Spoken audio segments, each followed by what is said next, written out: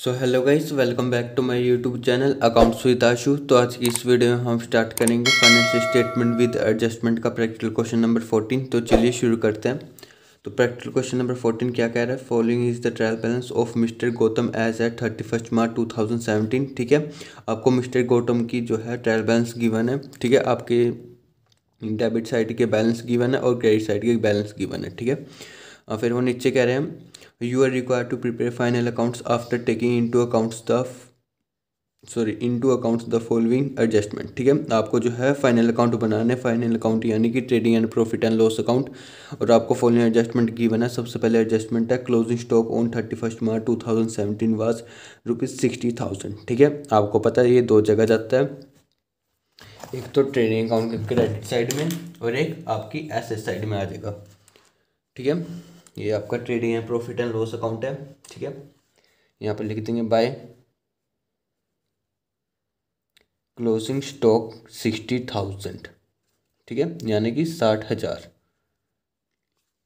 ठीक है, और दूसरी जगह कहाँ शो हो जाएगा? आपका बैलेंस शीट की एसेट साइड में।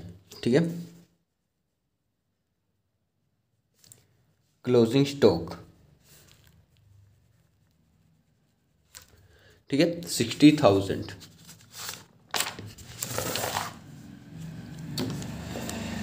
फिर उसके बाद सेकंड एडजस्टमेंट है आपके पास depreciate plant and machinery at 5%, loose tool at 15% and furniture and fixture at 5%। ठीक है, आपको डेप्रिसिएट करना है। एक तो प्लांट एंड मशीनरी आपका 5% से डेप्रिसिएट होएगा, और लूज टूल जो है आपका 15%, और फर्नीचर एंड फिक्चर 5%। ठीक है, अब सबसे पहले जो है प्लांट एंड मशीनरी देख लेते हैं वो ट्रायल बैलेंस में कितना है। वो आपके पास है, प्लांट एंड मशीनरी का बैलेंस है 40,000। ठीक है, अब इस पे जो है आपने 5% जो है डेप्रिसिएशन लगाना है। तो सिंपल वर्किंग नोट हम प्रिपेयर करेंगे। ठीक है, डेप्रिसिएशन कैलकुलेट करने के लिए। तो यहाँ पर हम लिखेंगे वर्किंग नोट्स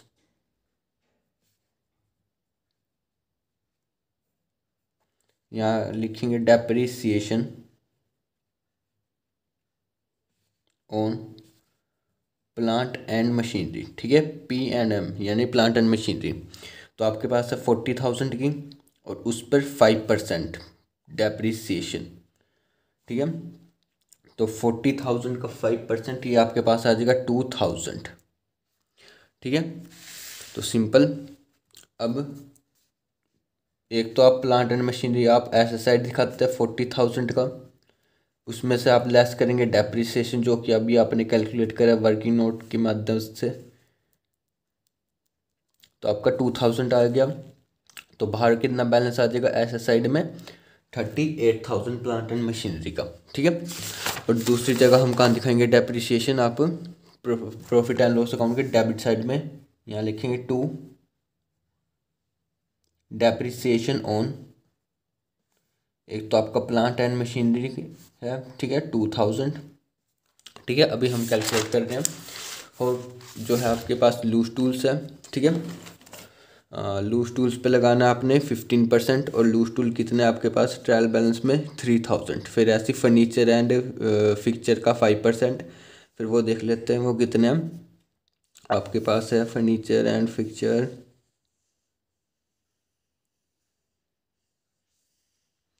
या हाँ ये रहा 1,200, यानी 1,200 का जो है आपका फर्नीचर और फिक्चर का। ठीक है, तो सिंपल यहाँ पर हम लिखेंगे depreciation on loose tools. Loose tools कितने के थे आपके पास? 3,000 के, और उस पर जो है आपने 15% जो है डेप्रिसिएशन कैलकुलेट करना है। तो 3,000 का 15% ये आपके पास आ जाएगा 450। ठीक है, कितना? 450 डेप्रिसिएशन आ जाएगा। फिर ऐसी डेप्रिसिएशन ऑन फर्नीचर। ठीक है, फर्नीचर और फिक्सचर पे आपने 5% लगाना है, और वो आपके पास है 1,200 का। ठीक है, तो इसका 5% आ जाएगा ₹60। ठीक है, अब सिंपल अब लेस कर देंगे। प्लांट एंड मशीनरी का हो गया। अब यहाँ पर लूज टूल्स लिखेंगे लूज टूल्स भी आपकी एसेट होती है, वो कितनी है आपके पास 3000 की। अब इसमें हमने जो है लेस करना है डेप्रिसिएशन, वो आपका कैलकुलेट हो कितना बना है 450 रुपीज़, ठीक है। फिर बाहर कितना बैलेंस आ जाएगा 2550, ठीक है। फिर ऐसे ही आपने फर्नीचर का करना है ट्रीटमेंट। फर्नीचर आपके पास 1200 का, उस पर डेप्रिसिएशन कितना कैलकुलेट करा है हमने 60 रुपीज़ का, ठीक है। तो बाहर बैलेंस कितना आ जाएगा 1140, ठीक है, फर्नीचर का, ठीक है। 1200 था, डेप्रिसिएशन लेस करेंगे 1140 आपका बाहर बैलेंस आ जाएगा। फिर जो है डेप्रिसिएशन दूसरी जगह कहाँ दिखाएंगे, प्रॉफिट एंड लॉस अकाउंट के डेबिट साइड में। तो प्लांट एंड मशीनरी का दिखा दी हमने, तो लूज टूल का दिखाएंगे। लूज टूल्स इसका था 440, ठीक है। फिर उसके बाद फर्नीचर का था आपके पास 60 रुपीज़, ठीक है। अब टोटल करेंगे 2000 प्लस 440 प्लस 60, तो ये आ जाएगा 2510, ठीक है। तो वह हम बाहर लिख देंगे 2510, ठीक है। ये आपका टोटल डेप्रिसिएशन बन जाएगा तीनों तीनों एसेट का, प्लांट एंड मशीनरी का, लूज टूल का और फर्नीचर का, ठीक है। फिर उसके बाद आपके पास थर्ड एडजस्टमेंट क्या कह रही है, provide 2.5% for discount on sundry debtors and also provide 5% for bad and doubtful debts on sundry debtors, ठीक है। आपको जो है 2.5 जो है डिस्काउंट प्रोविज़न बनाना है अपने डिस्काउंट का, किस पे, सनरी डेटर्स पे, और फिर उसके बाद जो है 5% जो है अपने प्रोविज़न बनाना है bads and doubtful debts on sundry debtors. अब देखिए इसमें जो है, इसमें कंफ्यूज करने के लिए दिया हुआ है, इन्होंने जो है पहले डिस्काउंट दे रखा है, ठीक है। पहले जो है प्रोविज़न का आपने डिस्काउंट दे रखा है इसमें, फिर उसके बाद जो है प्रोविज़न का वो प्रोविज़न फॉर बैड डेब्ट्स बताया रखा है, ठीक है। आपने जो है सबसे पहले प्रोविज़न फॉर बैड डेब्ट से लेस करना है, ठीक है। फिर उसके बाद डिस्काउंट लेस करना है, ना कि सबसे पहले डिस्काउंट लेस होएगा और प्रोविज़न फॉर डाउटफुल डेब्ट्स, ठीक है। तो सिंपल, सबसे पहले जो है आपका डेटर्स देख लेते हैं, ट्रायल बैलेंस में वो कितने हैं। वो आपके पास है सनरी डेटर्स 45,000 के, ठीक है। तो सिंपल वर्किंग नोट में चलेंगे, आपके पास जो है डेटर्स कितने के हैं 45,000 के, ठीक है। अब इसमें से जो है आप सबसे पहले प्रोविज़न कैलकुलेट करेंगे फॉर डाउटफुल डेब्ट्स, ठीक है। वो कितना है 5%, तो ये आपके पास आ जाएगा प्रोविज़न 2250 रुपीज़, ठीक है। कितना 2250, ठीक है। ये आपका प्रोविज़न आ जाएगा, प्रोविज़न फॉर डाउटफुल डेब्ट्स, ठीक है। ये यानी कि न्यू प्रोविज़न आ जाएगा। फिर इसके बाद हम डिस्काउंट कैलकुलेट करेंगे। अब डिस्काउंट कैसे कैलकुलेट करेंगे, 45,000 में सबसे पहले न्यू प्रोविज़न लेस करेंगे 2250, तो बैलेंस पे हम कैलकुलेट करेंगे, तो ये आपके पास आ जाएगा 2250 रुपीज़ हम लेस करेंगे, तो आपके पास बैलेंस कितना आ जाएगा 42,750। अब इस पे जो है आप प्रोविज़न फॉर डिस्काउंट लगाएंगे, तो प्रोविज़न फॉर डिस्काउंट का रेट कितना है 2.5% है, तो यानी कि 2%, ठीक है। 2.5% हम लिख सकते हैं, तो 42,750 का 2.5% कितना बना, ये आज आपके पास 1069 के करीब आ रहा है, ठीक है, ठीक है। 1069 जो है आपका डिस्काउंट हो जाएगा प्रोविज़न फॉर डिस्काउंट का, ठीक है। अब सिंपल डेटर्स हम कहाँ शो करते हैं, एसेट साइड, तो यहाँ लिखेंगे डेटर्स 45,000 के, ठीक है। अब इसमें से सबसे पहले हम लेस करते हैं प्रोविज़न, तो प्रोविज़न हम लेस करेंगे, वो कितना आपके पास 2250, जो कि हमने कैलकुलेट करा। फिर उसके बाद provision for discount, provision for discount वो कितना बना 1069, ठीक है। ये दोनों चीज़ें लेस करेंगे, तो ये दोनों चीज़ें लेस करने के बाद आपके पास बाहर कितना बैलेंस आ जाएगा डेटर्स का 41,681, ठीक है, 41,681। अब दूसरी जगह हम कहाँ दिखाएंगे, प्रॉफिट एंड लॉस अकाउंट के डेबिट साइड में, यही प्रोविज़न। अब उससे पहले जो है हम ट्रायल बैलेंस में देख लेते हैं, आपको कोई बैड डेब्ट से रिलेटेड कुछ चीज़ तो नहीं गिवन है। तो आपके पास बैड डेब्ट है 1200, फिर उसके बाद ठीक है और तो कुछ गिवन नहीं है, तो सिंपल हम सबसे पहले जो है यहाँ पर लिखेंगे 2 बैड डेब्ट्स 1200। अब इसमें आपको पता होगा, याद होगा कि इसमें हम ऐड करते हैं न्यू प्रोविज़न, ठीक है, जो कि अभी हमने निकालना है न्यू प्रोविज़न, वो कितना है 2250। तो हम ऐड कर देंगे 2250, तो बाहर कितना बैलेंस आ जाएगा 3450, ठीक है। फिर उसके बाद हम लिखेंगे इसी डेबिट साइड में 2 provision for discount on doubtful debts या फिर बैड डेब्ट्स, ठीक है। वो कितना बना 1069, ठीक है, 1069 रुपीज़ जो है आपके डिस्काउंट ऑन डेटर्स पे बने हैं, ठीक है। ये इसमें इंक्लूड नहीं करेंगे, इनको इसको डिस्काउंट वाले को अलग ही लिखते हैं, ठीक है। फिर उसके बाद है डी एडजस्टमेंट आपके पास है, only 3 quarters rent has been paid, the last quarter rent being outstanding, ठीक है। आपने जो है 3 क्वार्टर रेंट अब तक जो है आपने पे करा हुआ है और लास्ट क्वार्टर जो है अभी तक आउटस्टैंडिंग रहता है, ठीक है। अब बात करते हैं रेंट आपने कितना पे कर रखा है 2700, ठीक है, ट्रायल बैलेंस में वो गिवन है। अब बात करते हैं कि क्वार्टर शब्द का मतलब क्या, ठीक है। अब देखिए इसको भी मैं वर्किंग नोट्स में समझाता हूँ। देखिए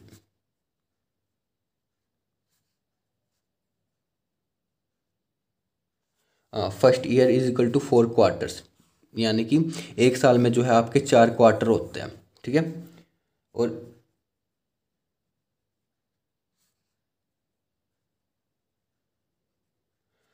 एक क्वार्टर में जो है आपके 3 महीने होते हैं, ठीक है। यानी कि एक साल में आपके 4 क्वार्टर बनते हैं और एक क्वार्टर जो है आपका 3 महीने का होता है, ठीक है। अब इसको एक एग्जांपल के लेके समझते हैं, ठीक है।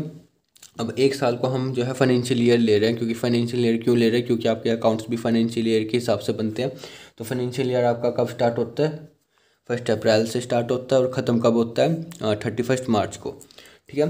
तो इसमें कितने मंथ्स आ जाएंगे, यानी कि 12 मंथ आ जाएंगे, तभी आपका एक साल बनेगा। तो यानी कि अप्रैल मई जून जुलाई अगस्त सितंबर अक्टूबर नवंबर दिसंबर जनवरी फरवरी मार्च, ठीक है। 1 2 3 4 5 6 7 8 9 10 11 12, ठीक है। ये आपका जो है 12 मंथ्स हो गए, यानी पूरा एक साल हो गया फाइनेंशियल ईयर 1 अप्रैल से लेकर 31 मार्च तक, ठीक है। अब मैं ये कह रहा हूँ कि एक क्वार्टर जो है आपका 3 मंथ्स का होता है, ठीक है। यानी कि ये अप्रैल मई और जून, यानी कि एक क्वार्टर जो है आपका ये बोला जाएगा, ठीक है। इसमें कौन कौन से आपके मंथ्स आ गए अप्रैल मई जून, ठीक है। फिर इसके बाद जुलाई अगस्त सितंबर, तो ये आपका दूसरा क्वार्टर बोला जाएगा, ठीक है। जिसमें क्या क्या आएगा जुलाई अगस्त सितंबर, ये मंथ्स आ जाएंगे 3 मंथ्स, ठीक है। फिर उसके बाद अक्टूबर नवंबर दिसंबर, ये आपका थर्ड क्वार्टर माना जाएगा। फिर ऐसे ही जनवरी फरवरी मार्च, ये आपका फोर्थ क्वार्टर माना जाएगा, ठीक है। समझे, पूरे एक साल में कितने आ गए आपके पास 1 2 3 4, यानी 4 क्वार्टर हो गए। तो मैंने भी ये लिखा कि एक साल में आपके पास 4 क्वार्टर होते हैं, ठीक है। अप्रैल से लेकर मार्च तक एक साल बन रहा है, तो उसमें चार कितने क्वार्टर आ गए 4, ठीक है। एक क्वार्टर में कितने मंथ्स हैं 3, ठीक है। अप्रैल मई जून में 1, फिर जुलाई अगस्त सितंबर में 2, ठीक है। अक्टूबर नवंबर दिसंबर में 3, फिर जनवरी फरवरी मार्च में 4, ठीक है। यानी 3 महीने का जो है आपका एक क्वार्टर माना जाता है। अब क्वेश्चन में वो ये कह रहे हैं कि हमने जो है 3 मंथ्स का जो है 3 क्वार्टर का जो है आपने रेंट पे कर रखा है, और जो लास्ट क्वार्टर रहता है वो अभी तक जो है आपका आउटस्टैंडिंग रेंट है, ठीक है। अभी तक जो है आपने रेंट पे नहीं करा, ठीक है। इस क्वार्टर का जो है आपका रेंट आउटस्टैंडिंग रहता है, ठीक है। पहले क्वार्टर का भी पे कर दिया, सेकंड का भी कर दिया, थर्ड का भी कर दिया, फोर्थ का नहीं पे करा, ठीक है। ये यानी कि आउटस्टैंडिंग रहता है।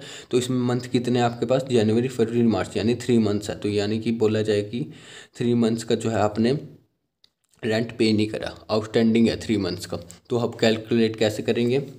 आपको जो है वो रेंट कितना गिवन है ट्रायल बैलेंस के अंदर, 2700, ठीक है।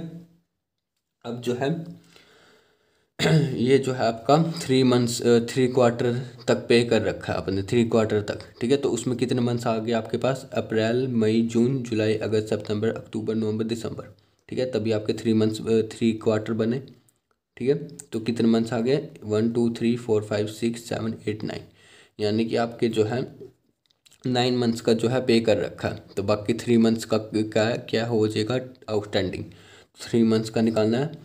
तो सिंपल 2700 मल्टीप्लाई 3 और डिवाइडेड बाय 9, ठीक है। 9 क्यों ले रहे हैं? 9 क्योंकि इसमें जो है 9 मंथ्स का ही पे करा हुआ है, ठीक है। तो उसके बाद जो है आपका आउटस्टैंडिंग रैंक 3 मंथ्स का कितना आ जाएगा? ₹900, ठीक है। ये आपका आउटस्टैंडिंग रेंट माना जाएगा, ठीक है। ये 3 महीने का है, जनवरी, फरवरी, मार्च, ठीक है, जो कि आपका 4 क्वार्टर बोल लेगा, ठीक है। 900 ये आपका आउटस्टैंडिंग रेंट आ जाएगा।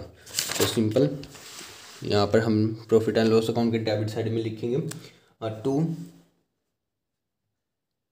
रेंट 2700, ठीक है, जो कि आपने 9 मंथ्स का पे कर रखा। फिर इसमें हम ऐड करेंगे आउटस्टैंडिंग रेंट, जो कि है 900।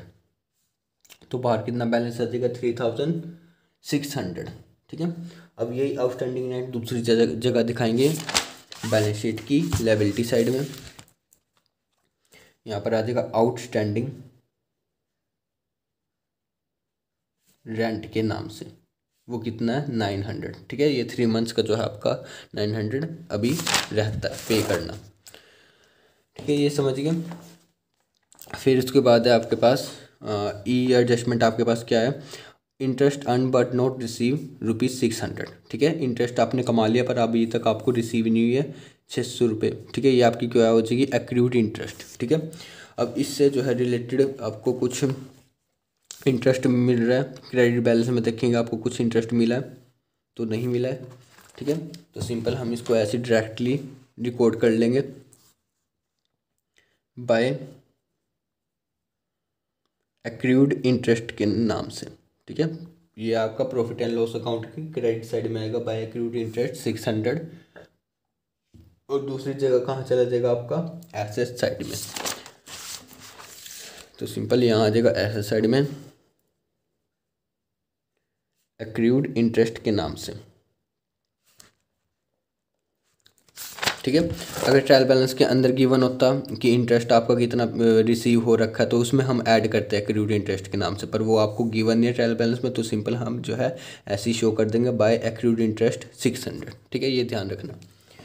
फिर लास्ट एडजस्टमेंट आपके पास है right of 1/4 of advertisement expenses, ठीक है। आपने जो है 1/4 एडवर्टीजमेंट एक्सपेंसेस राइट ऑफ करने हैं, ठीक है। अब देखते हैं एडवर्टीजमेंट एक्सपेंसेस कितने हैं ट्रायल बैलेंस में। वो आपके पास है 3500, ठीक है। तो सिंपल 3500 जो है आपके एडवर्टाइजमेंट एक्सपेंसेस हैं, ठीक है। आपने जो है एडवर्टीजमेंट एक्सपेंसेस के लिए जो है आपने 3500 पे कर रखे हैं, पर जो है राइट ऑफ कितने हुए हैं? सिर्फ 1/4, ठीक है। यानी कि एक्चुअल में आपके कितने खर्चे हुए हैं एडवर्टीजमेंट एक्सपेंसेस के? यानी कि 1/4, यानी कि 1/4 जो है आपका 3500 का सिर्फ 1/4 ही हुआ है, ठीक है। तो वो कितना आ जाएगा? 1/4 अगर कैलकुलेट करेंगे 3500 का, तो ये आ जाएगा आपके पास 875, ठीक है, समझिए। 3500 आपने पे कर रखा था एडवर्टीजमेंट का, तो उसमें से सिर्फ एक्चुअली कितने पे हुए हैं आपके पास? 1/4, ठीक है, 8750, सॉरी 875, ठीक है। तो बाकी का बैलेंस कहाँ दिखाएंगे? 3500 में से जब आप लेस करेंगे 875, तो आपका कहाँ बैलेंस आ जाएगा? एसेट साइड में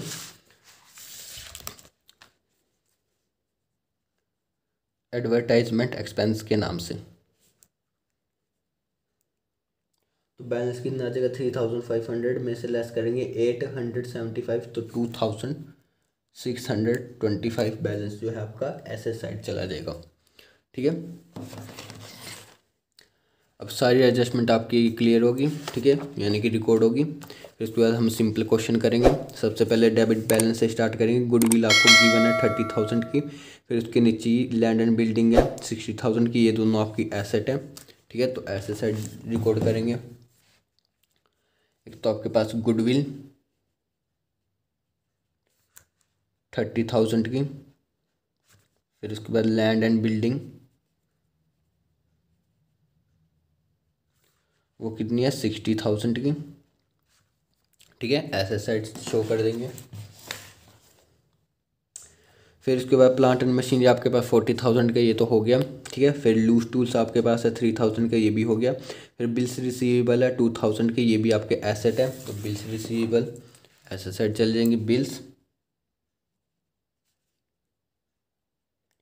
रिसीवेबल्स 2,000 के, ठीक है। फिर उसके बाद है स्टॉक 1 अप्रैल 2016 40,000। तो ये आपका ओपनिंग स्टॉक है, ओपनिंग डेट पे गिवन है स्टॉक, तो ओपनिंग स्टॉक बन जाएगा आपका। तो सिंपल ओपनिंग स्टॉक हम कहाँ दिखाते हैं, ट्रेडिंग अकाउंट के डेबिट साइड में, टू ओपनिंग स्टॉक कितना 40,000, ठीक है। फिर उसके बाद परचेजेस गिवन है 51,000 की, तो ये भी आपका डेबिट साइड में शो होएगा। टू परचेजेस कितना 51,000, ठीक है। फिर उसके बाद वेजेस आपके पास गिवन है 20,000 के, तो ये भी इसी साइड शो होएगा डेबिट साइड में। हम एक लाइन छोड़ रहे हैं, अगर रिटर्न होगा तो लेस कर देंगे, ठीक है। टू वेजेस 20,000, ठीक है। फिर उसके बाद वेजेस के बाद है कैरेज इनवर्ड 1,200 और कोल एंड गैस 5,600, ये भी इसी साइड आएगा, ठीक है। टू कैरेज इनवर्ड और to coal and gas, coal and gas है 5,600। फिर उसके बाद है कैरेज इनवर्ड है 1,200, ठीक है, यानी 1,200 रुपये। फिर उसके बाद है सैलरीज 4,000 की गिवन है, तो ये आपका प्रॉफिट एंड लॉस अकाउंट के डेबिट साइड में चला जाएगा। टू सैलरीज 4,000, ठीक है। सैलरीज के बाद है रेंट आपके पास 2,700 का, ये हो गया।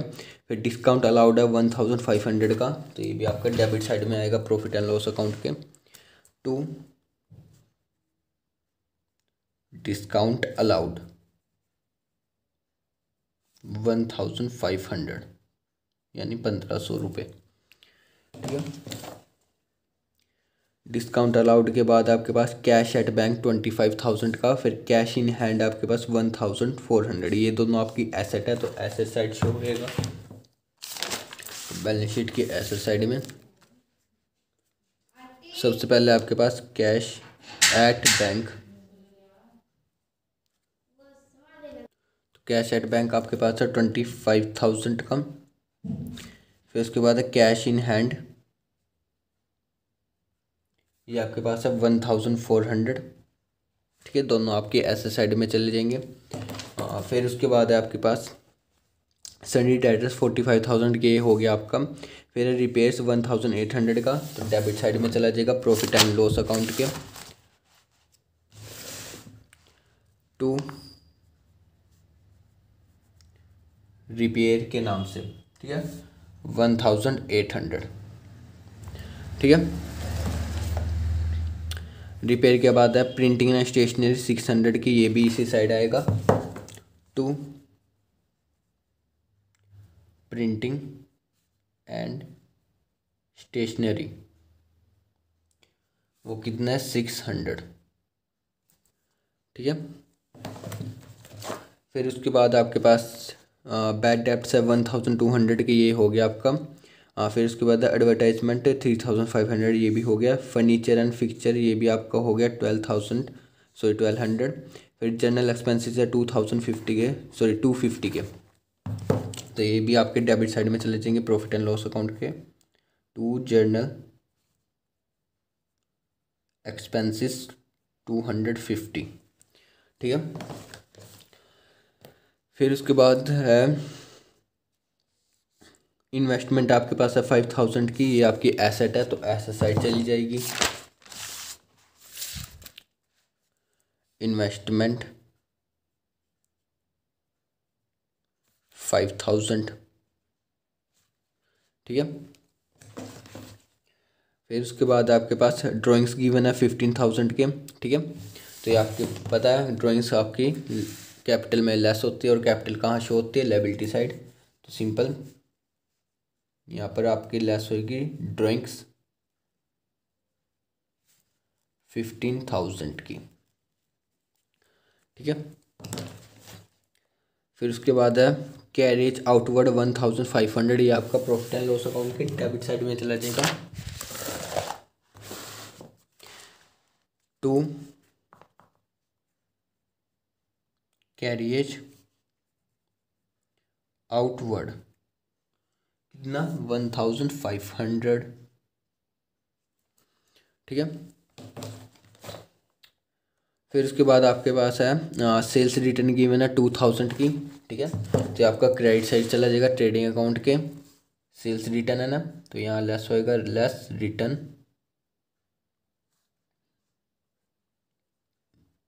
2000, ठीक है।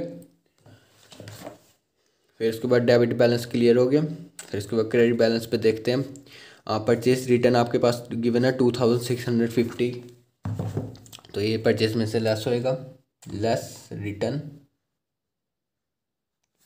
2650। तो 51,000 आपकी परचेज थी और रिटर्न कितने आ गए 2650, तो बाहर कितना बैलेंस आ जाएगा 48,350, ठीक है। ये आपकी नेट परचेज बन जाएगी, ठीक है।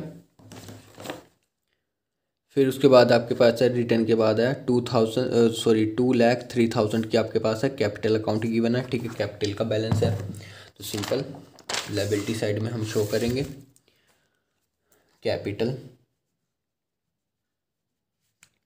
2,03,000, ठीक है। इसी में आप नेट ऐड करेंगे नेट प्रॉफिट, ठीक है। फिर उसके बाद आपके पास बिल्स पेबल है 13,800 के, और सन्ड्री क्रेडिटर्स है 30,000 का, ये दोनों आपकी लायबिलिटी है, तो लायबिलिटी साइड रिकॉर्ड करेंगे, ठीक है। तो आपके पास है बिल्स पेबल, वो है आपके पास 13,000 के। फिर उसके बाद है क्रेडिटर्स, वो कितने हैं 30,000, सॉरी ये आपके पास है बिल्स पेबल 30,800, ठीक है। 13,800 के, ठीक है। फिर लास्ट में आपके पास है सेल्स गिवन है 1,15,000, तो ये आपकी ट्रेडिंग अकाउंट की डेबिट साइड में चला जाएगा, सॉरी डेबिट साइड में, क्रेडिट साइड में, बाय सेल्स के नाम से 1,15,000। 1,15,000 में रिटर्न कितनी थी 2,000, तो बाहर कितना बैलेंस आ जाएगा 1,13,000, ठीक है। अब सिंपल सारा रिकॉर्ड हो गया। अब सिंपल आप बैलेंसिंग करेंगे।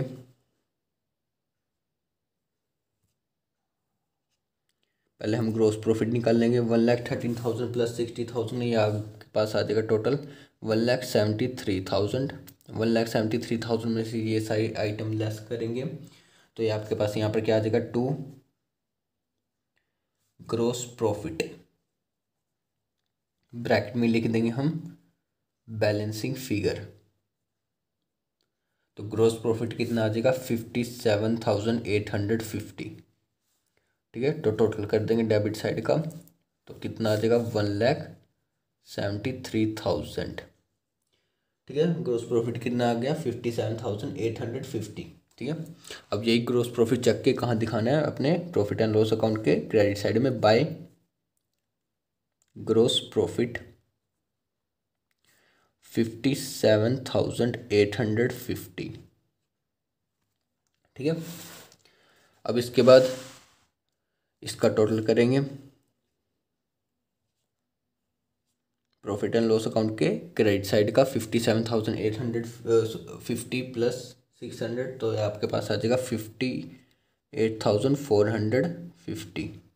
ठीक है, टोटल कितना रहा 58,450।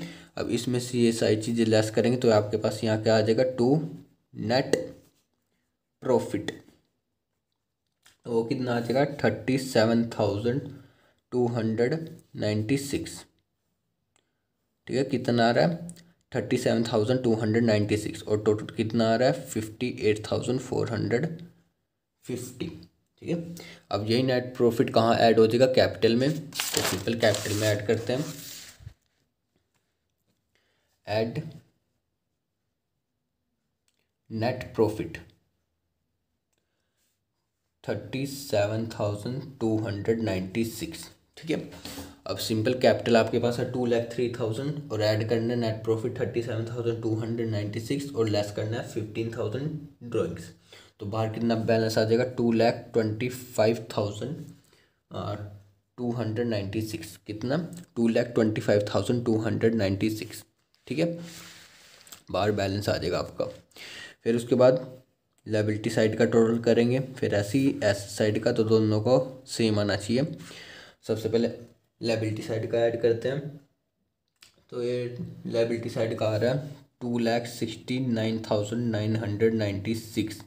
ठीक है, कितना 2,69,996। ठीक है, फिर ऐसी एसेट साइड का करेंगे, तो एसेट साइड का भी यही आ रहा है 2,96,996। ठीक है, ध्यान रखना 2,69,996।